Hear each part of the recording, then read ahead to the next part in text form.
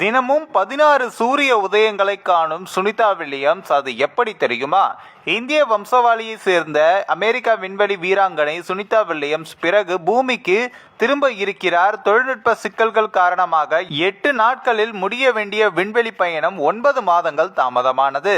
விண்வெளி நிலையத்தில் இருந்த நாட்களில் அவர் தினமும் 16 முறை சூரிய உதயத்தை பார்த்திருக்கிறார். 59 வயதான சுனிதா வில்லியம்ஸ் 8 நாள் பயணத்திற்காக விண்வெளிக்கு சென்றார். ஆனால் 9 மாதங்களுக்கு பிறகுதான் அவர் பூமிக்கு திரும்பும் நேரம் வந்திருக்கிறது. பல பிரச்சனைகளுக்கு பிறகு சுனிதா வில்லியம்ஸ் மற்றும் புட்ச் வில்மோர் ஆகியோருடன் விண்ணில் ஏவப்பட்ட ஸ்டார்லிங்க் விண்கலம் சர்வதேச விண்வெளி நிலையத்தை அடைந்தது.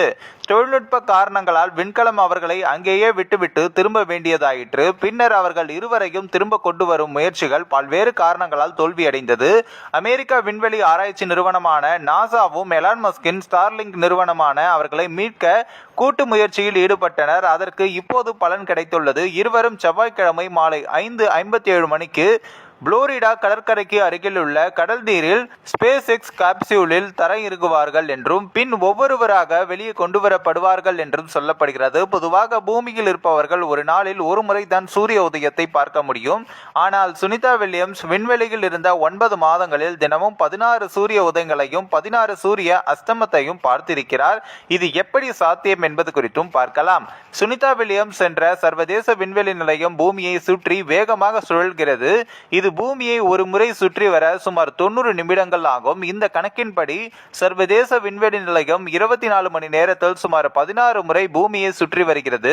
ஒவ்வொரு முறையும் பூமியை சுற்றி வரும்பொழுது ஒரு முறை சூரிய உதயமும் ஒரு முறை சூரிய அஸ்தமனமும் நடைபெறும். இதனால் விண்வெளி நிலையத்தில் இருப்பவர்கள் 24 மணி நேரத்தில் 16 சூரிய அஸ்தமனங்களையும் 16 சூரிய உதயங்களையும் பார்க்கலாம். மேலும் அமெரிக்க விண்வெளி நிறுவனமான நாசா மற்றும் தனியார் நிறுவனமான போயிங் இணைந்து சுனிதா வில்லியம்ஸ் மற்றொரு விண்வெளி வீரரான புட்ச் வில்மோர் இருவரையும் சர்வதேச விண்வெளி நிலையத்திற்கு அதாவது ISS அனுப்ப முடிவு செய்தனர். இதன் ஒரு பகுதியாக போயிங் தயாரித்த ஸ்டார்லைனர் விண்கலம் இவர்கள் இருவரையும் ஏற்றிக்கொண்டு 2024 ஜூன் 5 அன்று புறப்பட்டது. புளோரிடாவில் உள்ள கேப் கனரவெல் விண்வெளி மையத்திலிருந்து ஏவப்பட்ட விண்கலம் ஜூன் 6 அன்று சர்வதேச விண்வெளி நிலையத்தை அடைந்தது. சுனிதா புட்ச் இருவரும் 8 நாட்கள் அங்கு தங்கி ஆராய்ச்சி வேலைகளை முடித்துவிட்டு பூமிக்கு திரும்புவார்கள் என்று திட்டம் போடப்பட்டிருந்தது. ஆனால் திடீரென யாரும் எதிர்பாராத பிரச்சனை வந்ததால் இருவரும் அங்கேயே தங்க வேண்டிய கட்டாயமும் ஏற்பட்டது. சுனிதாவை விண்வெளிக்கு அழைத்து சென்று ஸ்டார்லைனர் விண்கலத்திலேயே அவர்கள் பூமிக்கு திரும்பி வருவதாகவும் இருந்தது. ஆனால் எதிர்பாராத விதமாக அதன் த்ரஸ்டரில் பிரச்சனை ஏற்பட்டது. ராக்கெட் இன்ஜினுக்கு எரிபொருள் சீராக செல்ல தேவையான அழுத்தத்தை அளிக்க முடியவில்லை. அதிலிருந்து ஹீலியம் கசிய தொடங்கியது. இதனால் விண்கலம் நடுவடியில் வெடிக்கும் அபாயம் இருந்தது. ஒருவேளை அப்படி நடந்திருந்தால் கல்பனா சாவ்லாவை இழந்த சோக சம்பவம் மீண்டும் ஒருமுறை நடந்திருக்கும். இந்த அபாயத்தை தவிர்க்க சுனிதா புட்ச் வில்மோர் இருவரையும் விண்வெளியிலேயே விட்டுவிட்டு ஆளில்லாமல் ஸ்டார்லைனர் கேப்சூல் பூமிக்கும் திரும்பியது.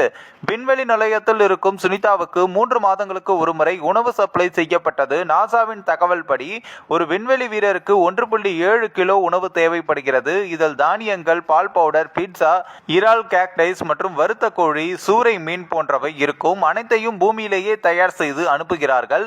விண்வெளி நிலையத்தில் இருக்கும் விண்வெளி வீரர்கள் அவற்றை சூடாக்கி சாப்பிடுகிறார்கள். குடிப்பதற்கு தேவையான தண்ணீரை தங்கள் சிறுநீர் மற்றும் வேர்வையில் இருந்துதான் பெறுகிறார்கள். அவற்றை சுத்திகரித்து குடிநீராக மாற்றி குடிக்கிறார்கள் என்றும் சொல்லப்படுகிறது.